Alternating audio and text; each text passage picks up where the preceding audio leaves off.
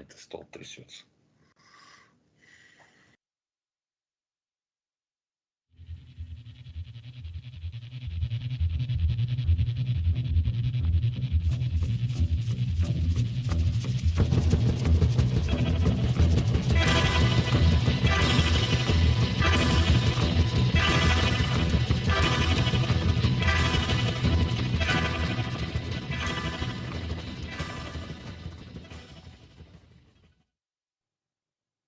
В Башкирии 11 часов 5 минут. Доброе утро. В эфире программа «Аспекты мнений». У микрофона Дмитрий Колпаков. Наш сегодняшний гость – владелец компании «Архангельские варенья» Азамат Галин. Доброе утро, Азамат. Доброе утро. Нашу трансляцию можно смотреть в YouTube, Одноклассниках, ВКонтакте. Пишите вопросы, комментарии в чате трансляции. Не могу не начать этот выпуск с вопроса по шелкопряду. Я знаю, что у тебя большие яблоневые сады пострадали от нашествия этой гусеницы. Есть предположение, почему в этом году не было потравки, почему в этом году не обрабатывались леса, и они перешли вот на личное подсобное хозяйство этой гусеницы? По шелкопряду, наверное, уже можно говорить о том, что у нас, как это обычно называется, эпидемия, да? То есть идет практически не осталось, наверное, участков, которые не были бы подвержены нашествию шелкопряда непарного. И все это результат, по моему мнению, бездействия должностных лиц, которые ответственны за это. У нас, вот, собственно говоря, и ты, и, в общем-то, и чиновники, и, в общем-то, население думают, что единственным методом борьбы с шелкопрядом является химический метод борьбы. Это применение различного рода там, пестицидов и так далее, которые, в общем-то, очень негативно отражаются не только на том, чтобы уничтожают, да, не только уничтожают шелкопряд, но в целом очень негативно отражаются на всей ситуации, то есть на всей этой фауне и флоре, которая есть в лесу. И на сегодняшний день ситуация же развивается следующим образом. Вот в мире существует не только, и в Советском Союзе существовали не только химические там, способы борьбы с этим шелкопрядом, то есть он появился не вчера, не позавчера, там, не 2-3 года тому назад. Это у нас ситуация обретает такие катастрофические масштабы, и я очень сильно переживаю, и думаю, что если наши чиновники не будут предпринимать никаких мер, если Ради Фаритович не обратит внимание на эту проблему, не возьмет это под свой личный контроль, у наших чиновников, которые ответственны, либо не хватает управленческого опыта, либо вообще не хватает опыта, либо они не хотят этим заниматься. В целом ситуация может закончиться тем, что мы просто потеряем леса. То есть не только там отдельно конкретно взятый Азамат там может потерять там яблоневый сад, да, значит, или там район какой-то может потерять там березу, дубы и так далее. Мы можем потерять в целом, значит, на радость лесопереработчикам нашим, которые перерабатывают, значит, лес у нас. Мы можем это все потерять, и, в общем-то, шелкопрядом боролись и в Советском Союзе, шелкопрядом боролись, есть и мировой опыт, да, то есть как бы в Советском Союзе шелкопрядом боролись и с помощью паразитов, естественных паразитов, то есть шелкопряд это такой же организм живой, и шелкопряд он болеет, и существует масса заболеваний, которые, в общем-то, не влияет ни на человека, ни на животных, а поражает только этого шелкопряда. И в Советском Союзе вот этот способ борьбы применяли очень активно. Это очень эффективный способ борьбы. А что за способ?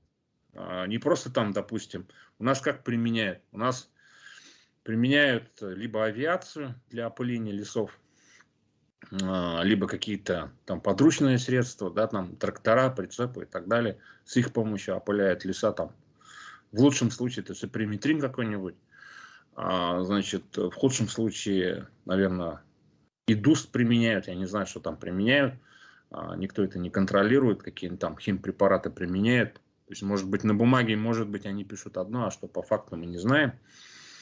Значит, в Советском Союзе были написаны целые монографии по борьбе с шелкопрядом. есть масса заболеваний, значит, которым они болеют. Один из самых распространенных – это паразит пебрина. В общем-то, это, как сказать, этот паразит был выведен тогда еще в Советском Союзе. Вот. И, в общем-то, есть еще дополнительно очень много паразитов, которыми болеют, скажем так, да, или от которого погибает шелкопряд. То есть это один из таких способов борьбы с шелкопрядом. Есть другие способы борьбы с шелкопрядом. Есть опыт стран, когда, значит, страны, в том числе Турция, прибегают к таким биологическим способам борьбы. Биологический способ борьбы у нас в Советском Союзе тоже был распространен в 1949-1945 году. Он применялся, когда, значит, шелкопряд активно начал заходить на территорию Советского Союза. Значит, применили биологический способ борьбы. Это жук. У того же шелкопряда есть естественный враг, который, в общем-то, активно его поедает. Это жук. Завезли этого жука, и с помощью жука, который, в общем-то, для нашей среды он безопасен, в общем-то, и в нашей среде он может спокойно жить и существовать вместе с нами, со всеми, да, вместе со всей этой флорой, которая нас окружает. Значит, этот жук активно очень, в общем, уничтожил весь шелкопряд, и этот опыт был признан одним из самых удачных. То есть, и по этому поводу достаточно очень много исследований. Я не знаю, почему наши чиновники, вот я не являюсь специалистом по шелкопряду, я стал вынужденно, да, изучать все эти монографии и научные труды, которые даже в нашей библиотеке Закиев-Улиди в огромном количестве есть. Пожалуйста, пользуйтесь научным фондом. В чем проблема? Извините, я прерву, но вот смотри, вот с тобой Минлесхоз не согласен. Вот в этом году площадь заселения лесов вредителем сократилась на 260 тысяч гектаров. Если вот в этом году 400 тысяч как они гектаров, считают? а в том году было поражено 650. То есть на снижение идет поражение как бы лесов. Вот отчитывается Минлесхоз. И если идет на сокращение, они могут написать все, что угодно. Тем цифрам, которые дают чиновники, я не доверяю. Нужно проводить независимый аудит, независимый общественный аудит. На сегодняшний день по ситуации мы видим, что полностью все Зауралье поражено шелкопрядом. Вот у нас башкирский вот этот наш самый, да, известный мед, липовый мед. Я боюсь, что просто этого меда больше не будет. Потому что вся липа, вот там за Урале, где в основном активно добывается у нас мед, она вся поражена шелкопрядом. Дошло до того, что вот вся территория Архангельского района поражена шелкопрядом. То есть еще немножко, и это все будет заходить уже как бы в Уфу. Я не знаю, насколько в Уфе шелкопряд сможет прижиться с учетом там загазованности и так далее. Но тем не менее, шелкопряд очень активно развивается. Я не знаю, откуда Минлесхоз берет эти цифры. Понимаешь? То есть, и доверять этим цифрам я бы не стал. Потому что буквально вот от меня в полукилометре лесополоса, в котором еще никогда не было никакого шелкопряда. Но туда заходишь, там все уже поражено. Все дубы, уже от дубов там скоро ничего не останется, дубовые рощи вот здесь вот рядом. Поэтому, я думаю, что эта проблема не просто такая вот высосанная из пальца, и сидит там, значит, отдельно взятый Азамат и что-то выдумывает. Выйдите, пожалуйста, в ближайший лес, который рядом с вами находится, и посмотрите, что там происходит. И, в общем-то, значит, поэтому я считаю, что в данной ситуации наши чиновники, которые ответственны за это, они бездействуют. И нужно немедленно это прекращать. Нужно обратить внимание Ради Фаритовича, что он должен это взять под контроль. И нужно привлечь прежде всего его внимание для того, чтобы он обратил внимание на эту проблему. И наши чиновники, в конце концов, должны понять о том, что существуют не только химические способы борьбы с шелкопрядом. Вот у нас, значит, я начал говорить о том, что есть естественный враг, да, значит, жук, который там поедает этого шелкопряда, и кладку его поедает, уничтожает прежде всего кладку шелкопряда. Но есть ведь еще у нас птицы, которые вообще сам по себе шелкопряд, вот если его взять, да, как вот биологический организм, это очень ценный источник протеина. То есть огромное количество протеина содержится в этом шелкопряде. На самом деле, значит, это очень, так сказать, очень полнорационный, достаточно богатый протеином корм, которые даже в хозяйстве можно использовать и условно, там, я не знаю, ну, кормить тех же самых кур, да, если у вас в хозяйстве есть, собирайте шелкопряд, не кормите комбикормом, собирайте этого шелкопряда и кормите свою птицу. И птица будет расти как на дрожжах. И, в общем-то, для птицы это такая, ну, как сказать, богатая пищесреда. И буквально 2 года тому назад, значит, я тогда находился в Зауралье, в Баймакском районе, зашел в лес и с удивлением для себя обнаружил, что в лесу такая гробовая тишина. Ну, заходишь в лес, и в лесу тихо, понимаешь, то есть ничего не слышно. Почему ничего не слышно? А птицы нету. А куда подевалась птица? Воробья нет, перепелок в лесу нет, вообще не осталось. Значит, мы по сети тогда связались с одним орнитологом из Подмосковья. Он приезжал, он был тоже в шоке. То есть, как бы, но не проводилось, конечно, никаких специальных исследований, мы просто так проехались по лесу. И нету птицы.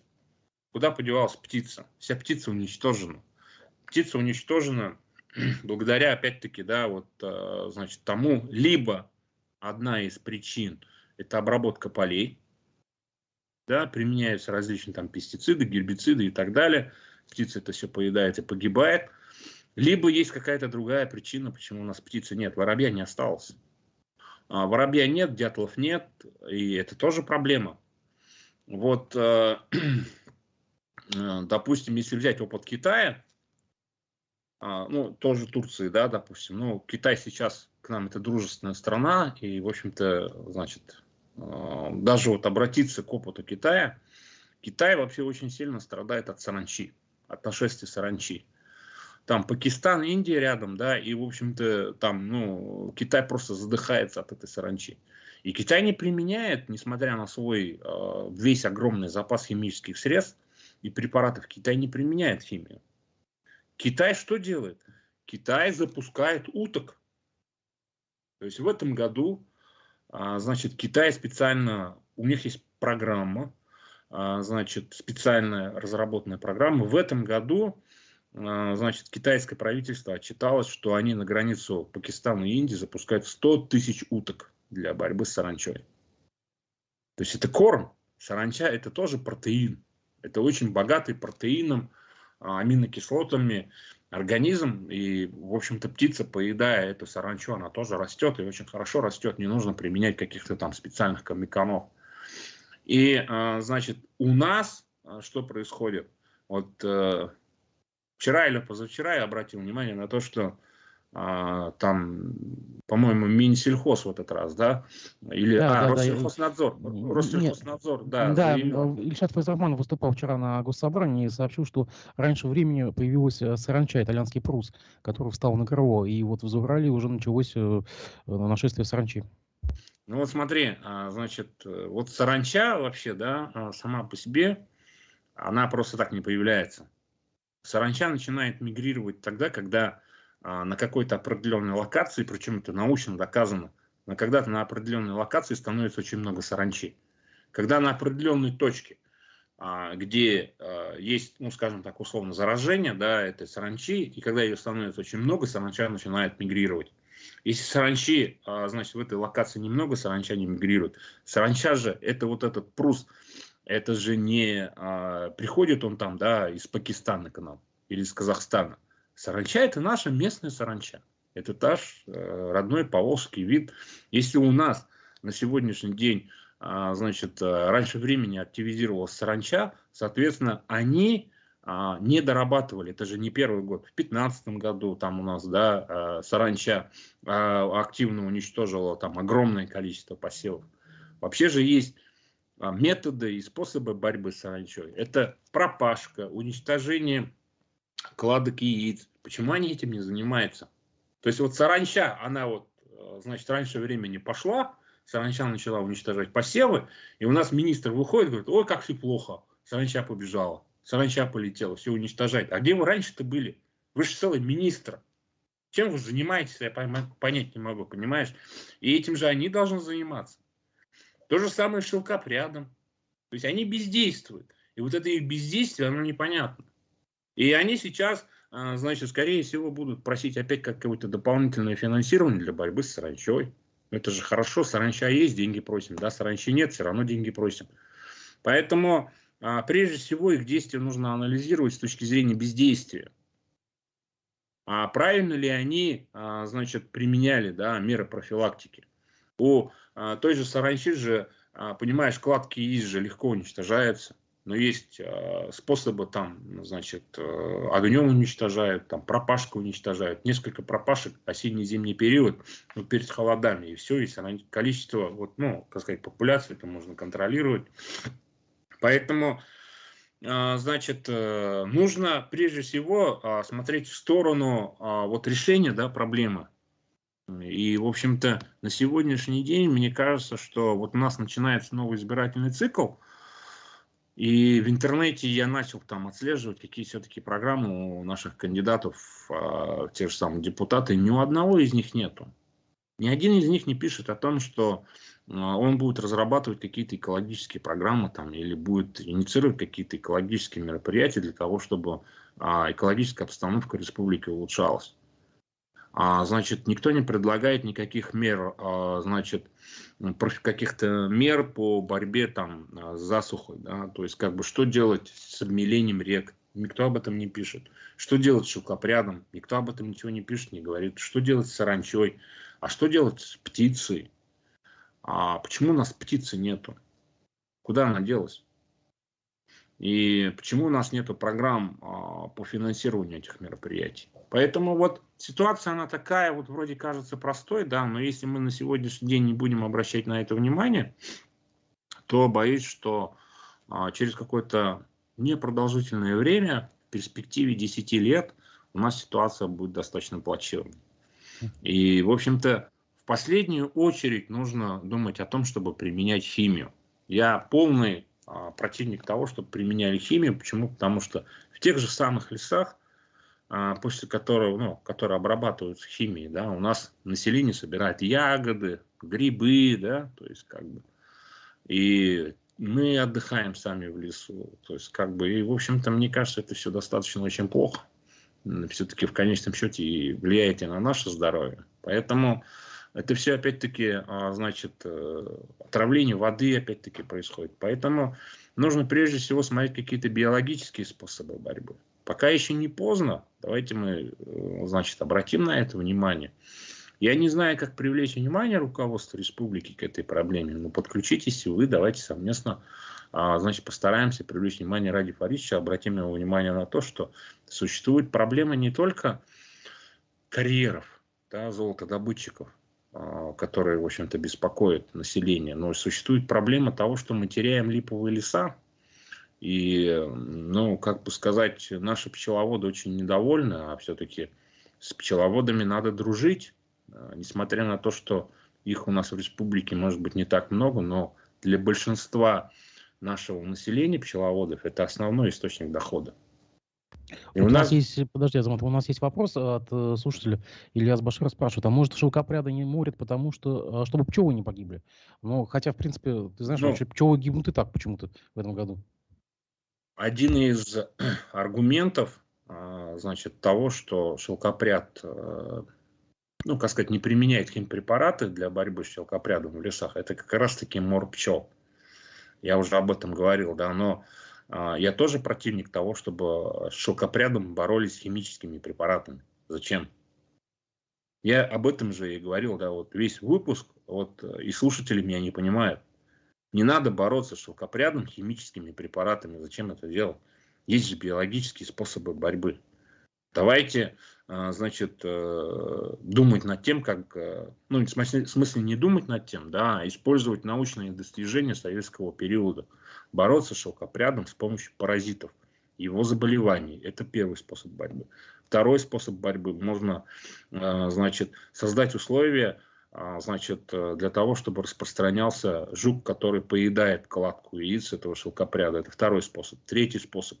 Можно же разработать программу, да, сначала разобраться, почему птицы исчезли, потом разработать программу, значит, значит, да, как сказать, по поддержке, да, вот этой популяции необходимой птицы в лесу. Куда птицы-то делась? Перепелки куда делись в лесу? Ни одной перепелки в лесу не осталось. Это же очень странно. Вам не кажется, что это странно? Как бы вы заходите в лес и никого в лесу не видите. Вы никого в лесу не видите, и поэтому, значит, никого не осталось, кроме шелкопряда. Ну и скоро деревьев не останется. То есть, как бы даже комаров в лесу не видно, понимаешь? То есть, как один шелкопряд летает там. Поэтому я еще раз обращаю ваше внимание, вот пытаюсь и ваших слушателей убедить, да, и у меня, похоже, не получается. Но нам предстоит достаточно сложная задача убедить руководство в том, чтобы изменили методы и способы борьбы с этим паразитом. И если, значит, есть у нас ответственные чиновники, вот, кстати, вот говоря про ту же саранчу, да, если у нас есть на сегодняшней ситуации, когда саранча распространяется, это же достаточно просто вообще в целом по управленческой вертикали это должно как происходить. Вот появилась саранча, и откуда это пошло распространение, да, этой саранчи. Соответственно, как минимум глава этого района, я не знаю, правда, какой район, да, глава этого района, заместитель по сельскому хозяйству, Россельхознадзор, они должны быть уволены за некомпетентность. Почему это не делается? Увольняйте. Если люди не принимали никаких мер профилактики и борьбы с саранчой, что они там делают? Либо глава просто некомпетентен, не знает о том, что у него есть такая проблема, и зам его некомпетентный. Россельхознадзор вообще там, значит, не в курсе. Понимаешь? Что они делали осенью и зимой? Какие меры предприняли для борьбы с саранчой? Почему сейчас бюджет должен тратить миллионы, а может быть и миллиарды на борьбу с последствиями нашествия саранчи? Вот, ну, с мелочей это все начинается, и поэтому мы превращаемся... Нужно понимать, что мы, наверное, входим в какой-то достаточно очень серьезный глобальный сдвиг, да, вот этих вот температур там и так далее, да, какие-то глобальные климатические изменения происходят, и все больше и больше будут происходить какие-то вот такие вот изменения, и мы должны быть очень гибкими. Мы должны быть очень гибкими и должны быть готовыми к тому, что будут происходить какие-то изменения, и мы должны на них очень быстро реагировать. И не всегда нужно для этого использовать какие-то химические средства. Самый простой способ, наверное, взять и засыпать всю республику дустом, да, чтобы не только тут тараканы и шелкопряд, да, значит, помер, но и мы вместе с ним. Поэтому, значит, нужно принимать какие-то меры, биологические меры, и нужно обратить внимание именно в целом на экологическую ситуацию в республике. Все очень плохо вот в плане экологии. В плане воды в Уфе все очень плохо. Мы всю зиму, осень, зиму и весну применяем в Уфе Бионорд. Ну, средство такое, да, которое противогололедное средство применяем. А что происходит весной? Весной все вот это попадает в белую. Все смывается.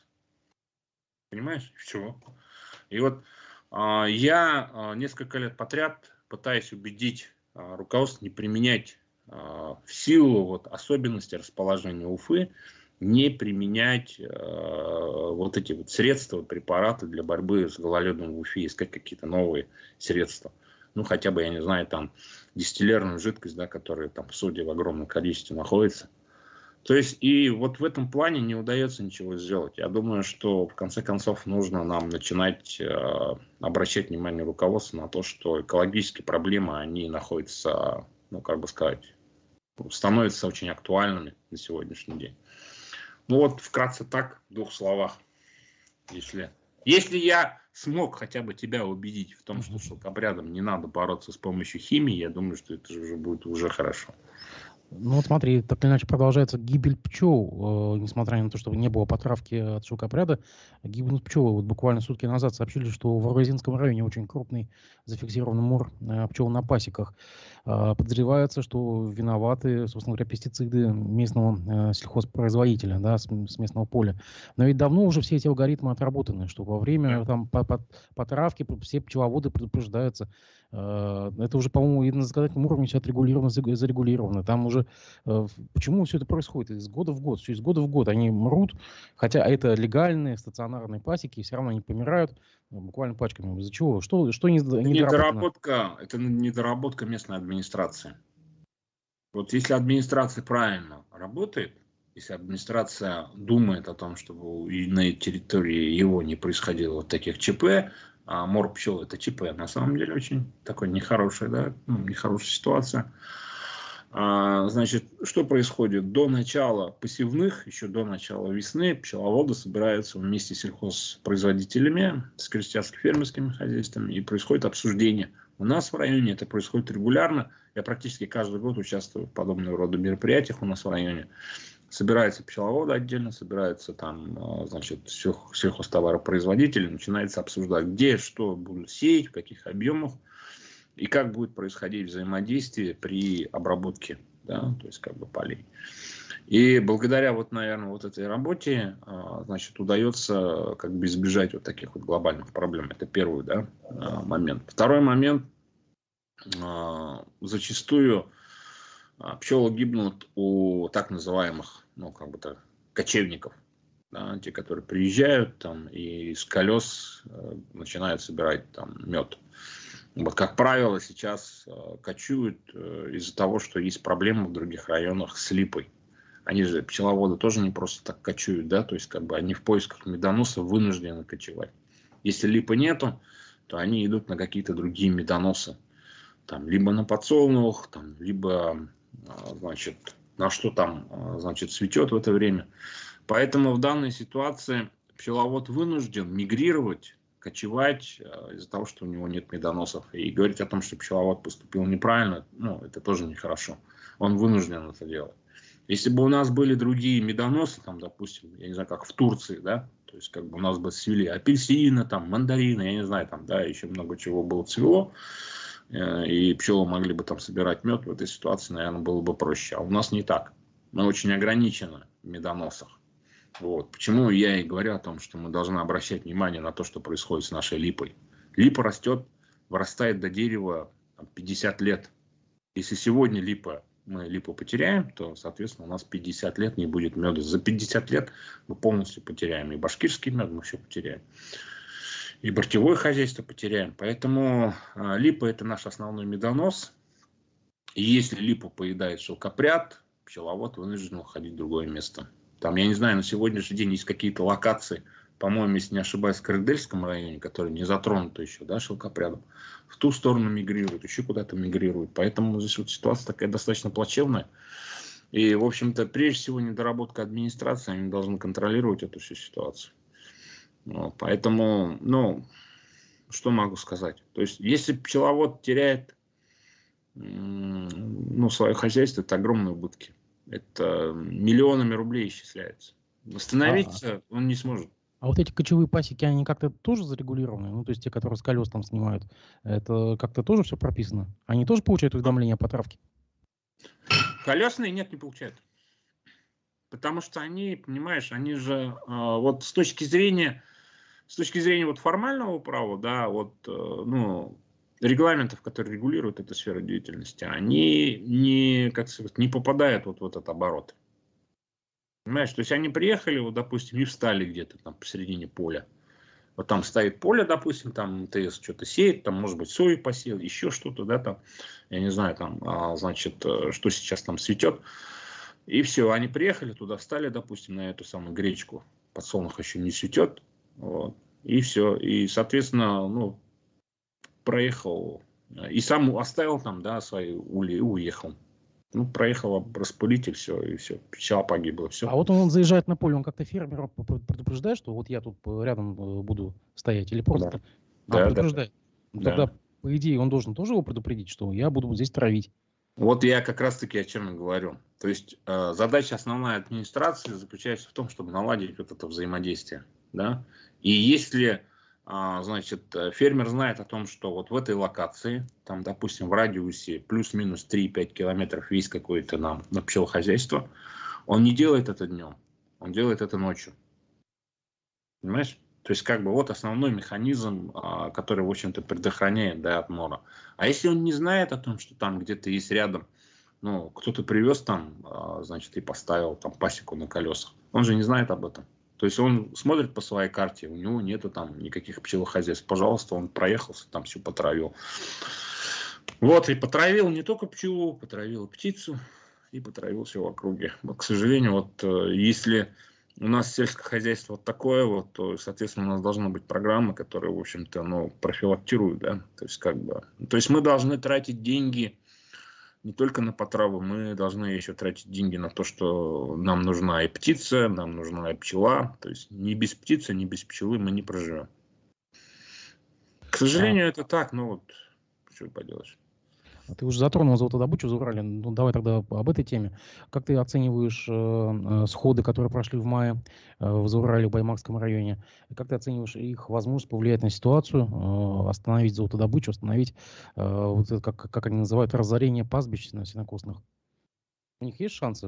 Это как раз-таки то, о чем я говорю, да, то есть золотодобыча, она агрессивно очень влияет на вот ту экосреду, в которой мы, в общем-то, живем, и то есть в последнее время вот эти вот вопросы, они стали достаточно актуальными, как я уже и говорил.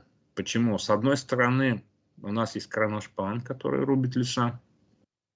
А как ни крути, вот в тех районах, я еще раз говорю, основной источник дохода и существования либо это какое-то лично подсобное хозяйство, да, либо это пчеловодство, либо это совмещенные формы. И в той и другой ситуации мы завязаны вот на той эко-среде, в которой мы живем. Если рядом с нами в радиусе 50-20 километров значит, разрушается пастбище, то, соответственно, вот это личное подсобное хозяйство, оно автоматически теряется кормовой базы.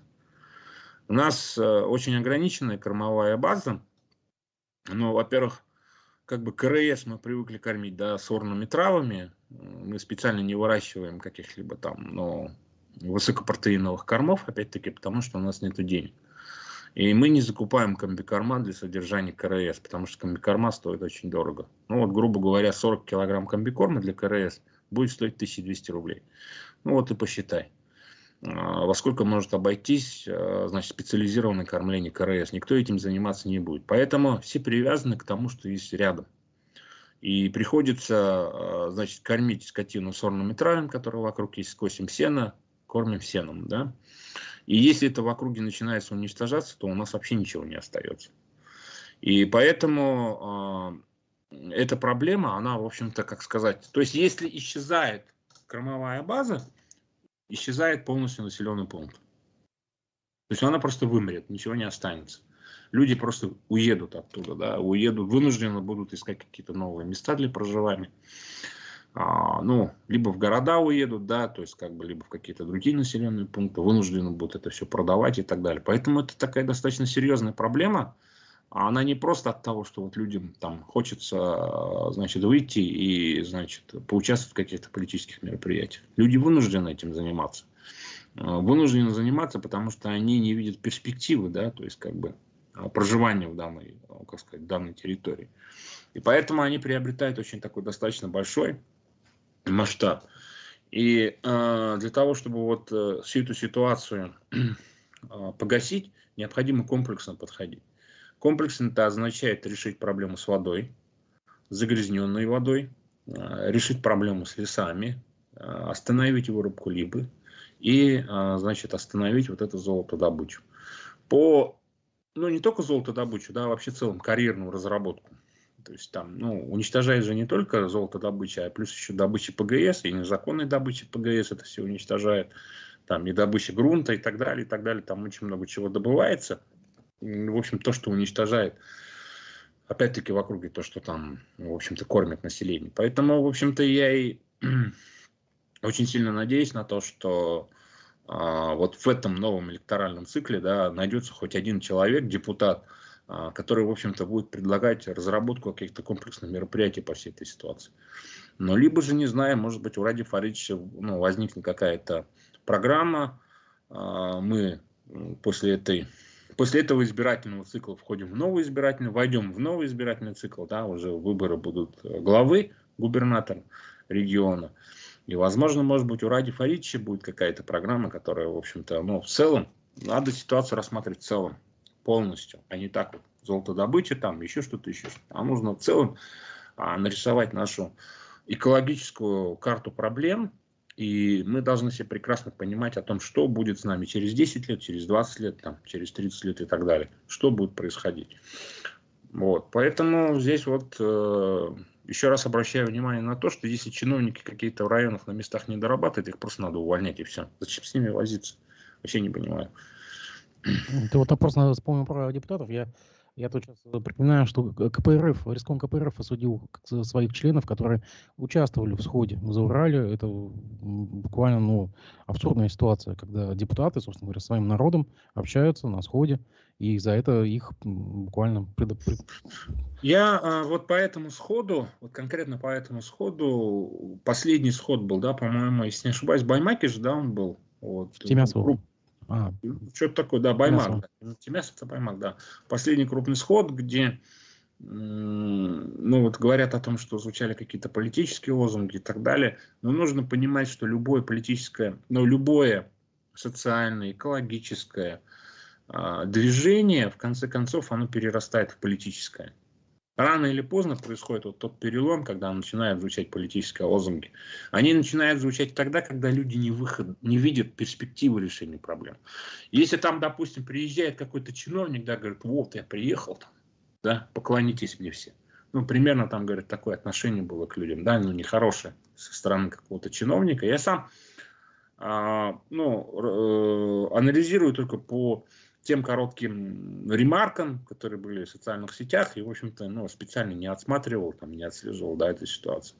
Если чиновники будут приезжать и вот таким образом высокомерно вести себя в общении с людьми, да, конечно, люди, которые там собрались, там, наверное, собралось огромное количество людей, там, с нескольких районов, говорят, люди приехали, да, там, как сказать. С одного Тимяса же, наверное, нельзя было собрать там несколько тысяч человек, так же, да? Поэтому люди, скорее всего, приехали из разных районов, и это тоже нужно понимать. И если чиновник себе позволяет вот такой вот высокомерный тон общения, то люди, конечно, да, они скажут, а что этот человек к нам приехал? Он приехал не для того, чтобы решать проблему, а приехал для того, чтобы либо попытаться заглушить этот протест, да, то есть как самый лучший чиновник для чего приезжает? Заглушить этот протест. А люди же, как сказать, вышли на улицу не для того, чтобы там их какими-то угрозами и так далее загнали домой. А что дальше будет? Вот люди не понимают, что будет дальше происходить. Поэтому людям надо объяснить. Мы занимаемся решением этой проблемы. Вот на сегодняшний день там, если не ошибаюсь, Госсобранию было предложено инициировать, да, там, изменить, значит, порядок выдачи лицензий на разработку для того, чтобы регионам были отданы полномочия. Но, соответственно, видимо, в этом есть ключевая проблема.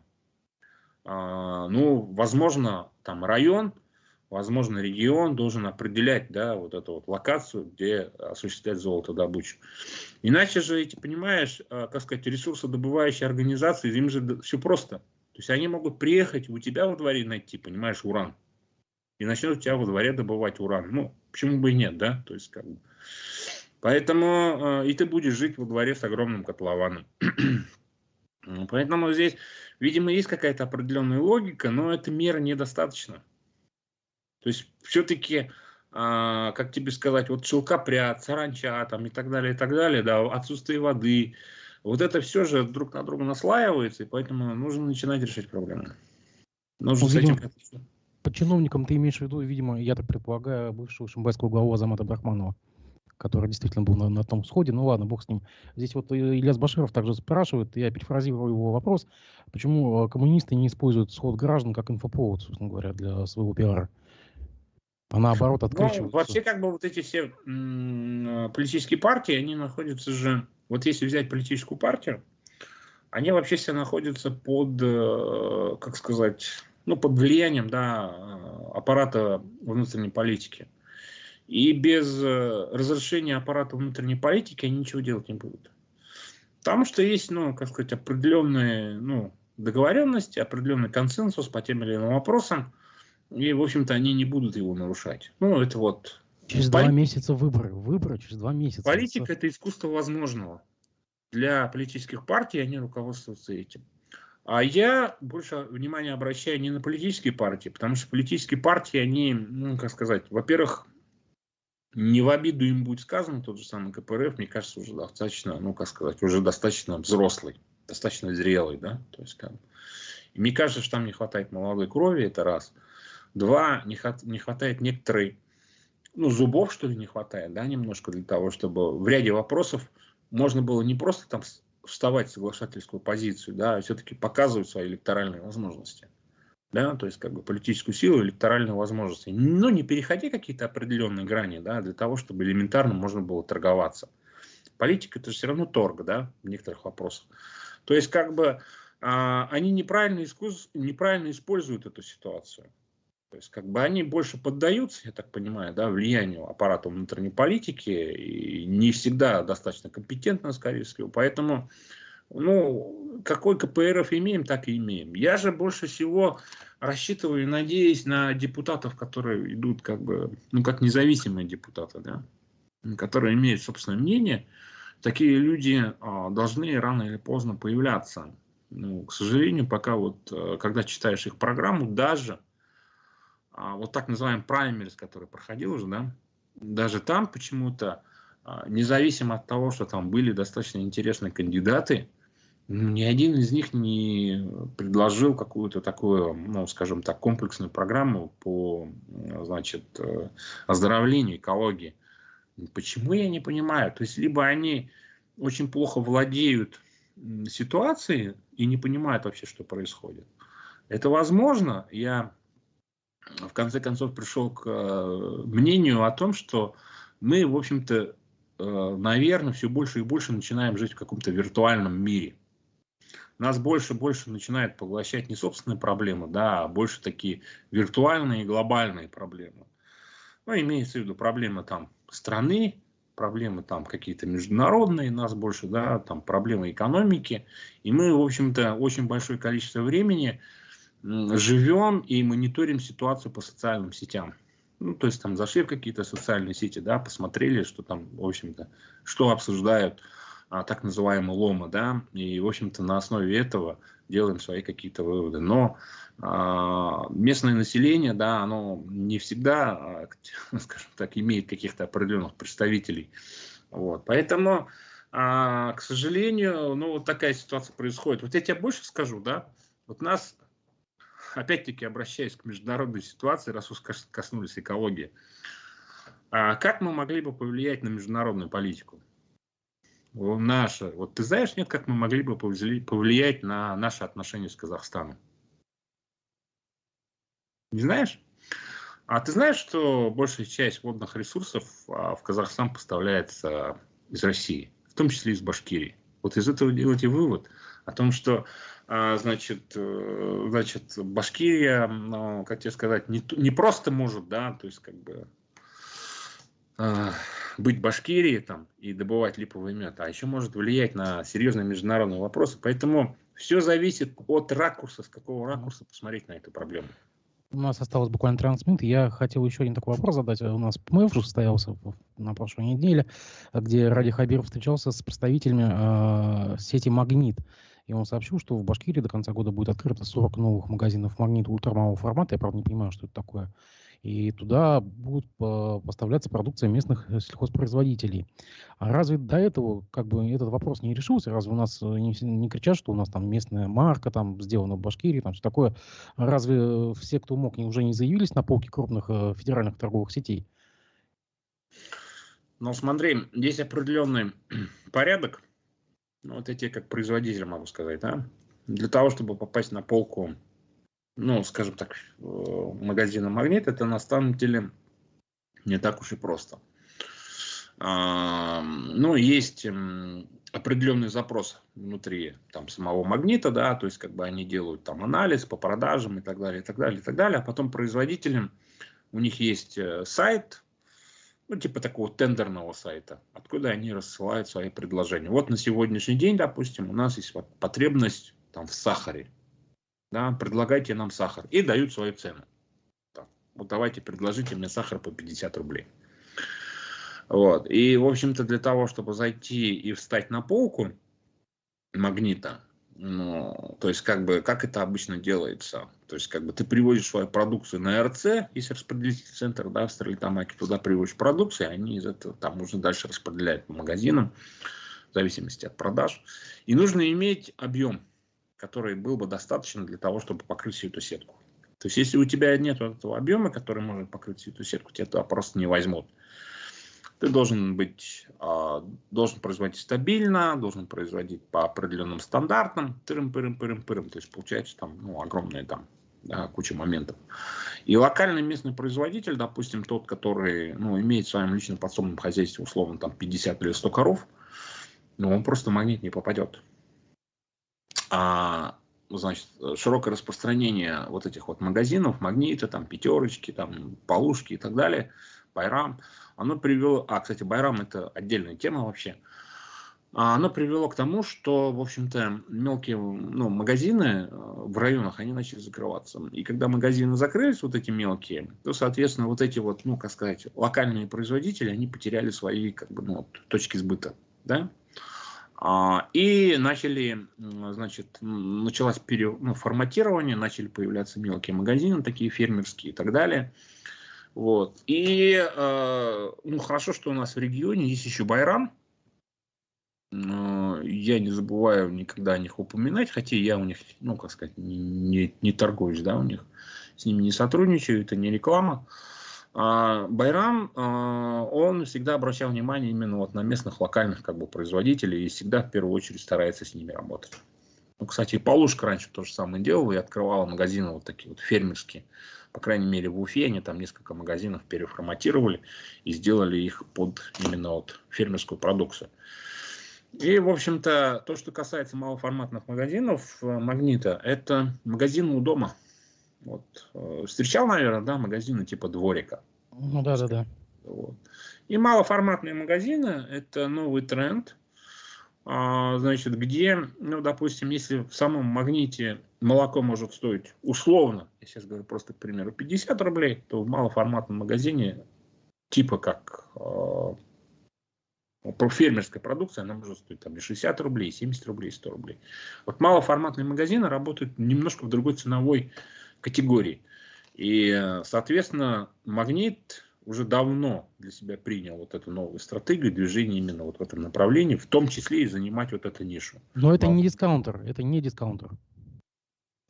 Они планируют работать именно вот, как тебе сказать, с привлечением, да, вот якобы вот этой вот, местной фермерской продукции. То есть они хотят пойти на следующий этап. Они сейчас на сегодняшний день хотят полностью вытеснить из рынка вот наши магазины, фермерские магазины частные, которые есть, да, мелкие магазины. В конце концов, это же тоже конкуренты, да, они оттягивают большую часть денег населения. То есть зачем идти, допустим, где-то за 2 квартала в Магнит, когда основная часть покупок вечером совершается во дворе. Ты приходишь домой, и если тебе нужно купить хлеб, ты не пойдешь там в Магнит, да, там через 2 квартала. Ты зайдешь во дворе, в свой мелкий магазинчик, который есть там, куда привозят кармаскалинский хлеб свежий. Ты заходишь туда, покупаешь свежий кармаскалинский вкусный хлеб, попутно покупаешь молоко, попутно, там покупаешь еще чего-то, там пиво, там и так далее. Так. Вот тебе, пожалуйста, средний чек нарисовался, да, а ты пошел только за хлебом. И, соответственно, Магнит начинает двигаться в этом направлении. Понятная стратегия. Рынок есть рынок. Вот. То есть Магнит заходит во дворы, получается. Да. Я бы, конечно, на месте руководства,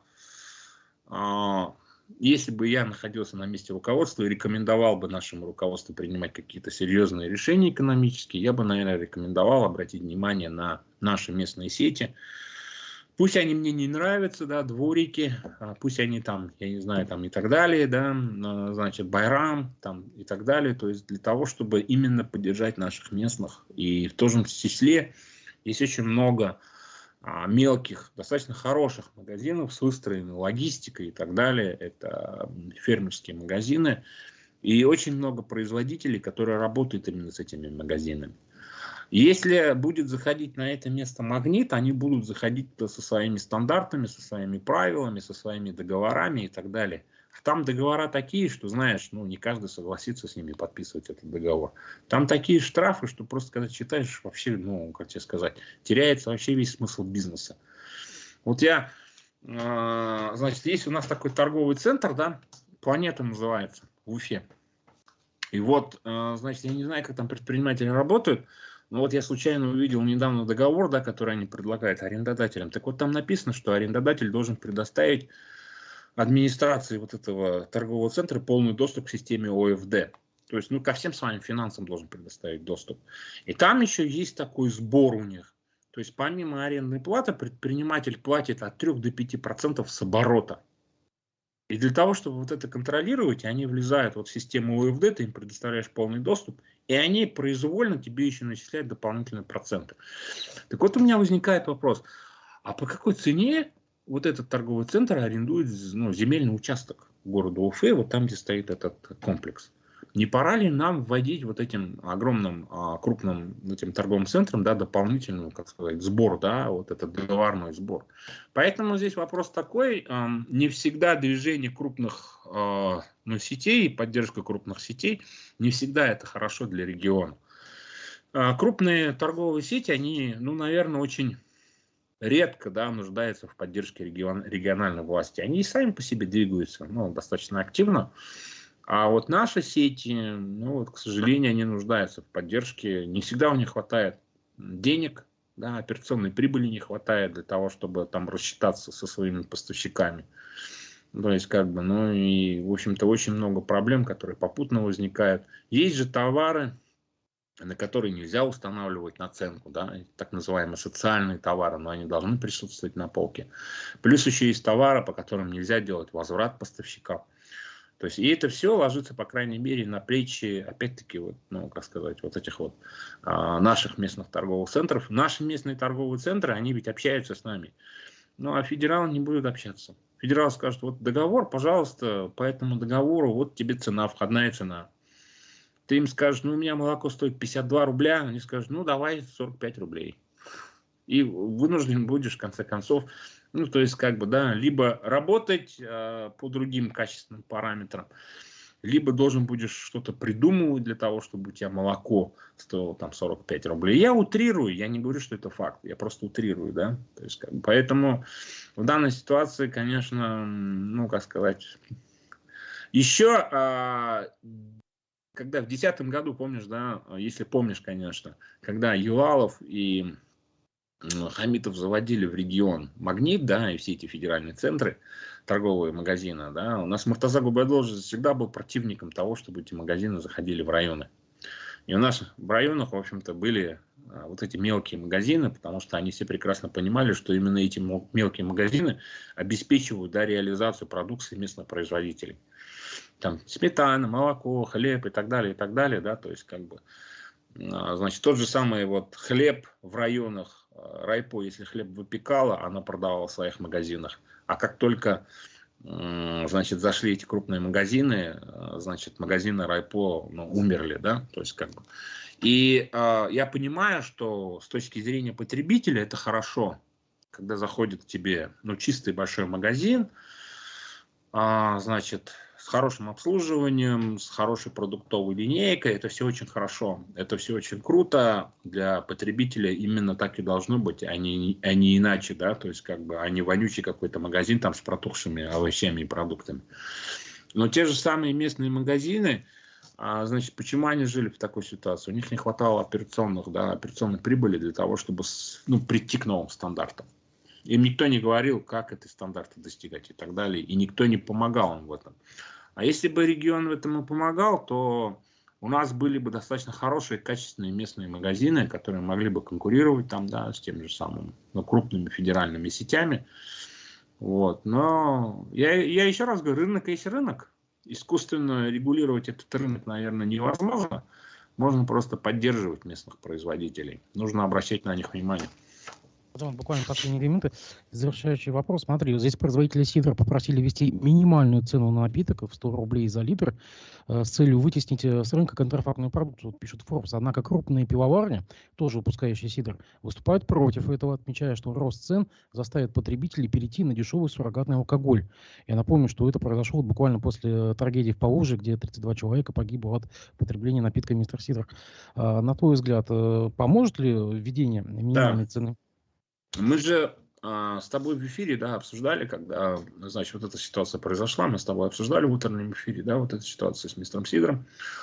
И я тогда уже говорил о том, что необходима минимальная розничная цена. Сидр на полке не может стоить, там сидр или пиво на полке не могут стоить 50 рублей за литр, когда там акцизов только на 25 рублей. Поэтому я поддерживаю эту меру. Я был в числе тех инициаторов и сторонников введения минимальной розничной цены.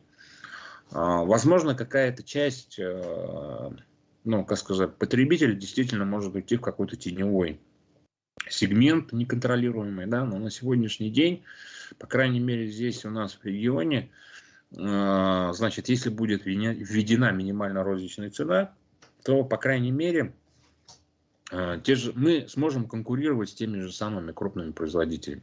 Почему крупные производители, ну, пивоваренные производители, да, крупные сидроделы, почему они выступают против? Я их прекрасно понимаю. У коллег литр пива, ну, как сказать, если они льют миллионы литров, стоит дешевле, чем у меня. Потому что, ну, я, допустим, сырье не могу позволить себе купить там миллионами, да, тонн, и не могу позволить себе поставить линию, которая льет миллионы тонн. И поэтому у меня высокая себестоимость. Но если нас приведут к одной ценовой полке, то мы уже начнем конкурировать. У нас будет крафт, у них будет такое. Ну, мне кажется, это очень хорошо. Ну, по крайней мере, с моей позиции, да, это кажется, что это хорошо. То есть, как бы, ну, Как если... думаешь, чего обе победит? Вот я потому что скажу, что в лагере противников Эфес, Балтика, Хайникен, то есть как бы достаточно очень крупные пивоварни. Минфин уже поддержал. Минфин поддержал это. И, в общем-то, понимаешь, с точки зрения вообще в целом развития рынка, это минимальная розничная цена, она уже, как бы сказать, давно назрела. На крепкий алкоголь минимальная розничная цена введена давно, а слабоалкогольный рынок всегда там где-то болтался, понимаешь, то есть как бы всегда у нас существовал такой дисбаланс цен. Там литр пива от 46 рублей, там, условно, да, то есть как такая цена возникает, я не понимаю просто, как она вообще возможна. Ну, поэтому пусть будет единое ценовое регулирование, а там дальше посмотрим, ну, как сказать, к чему придем. Не все так плохо, мне кажется. Спасибо тебе большое за то, что нашел возможность выйти в эфир. Благодарю всех с наступающими выходными. Всего доброго. Всего доброго.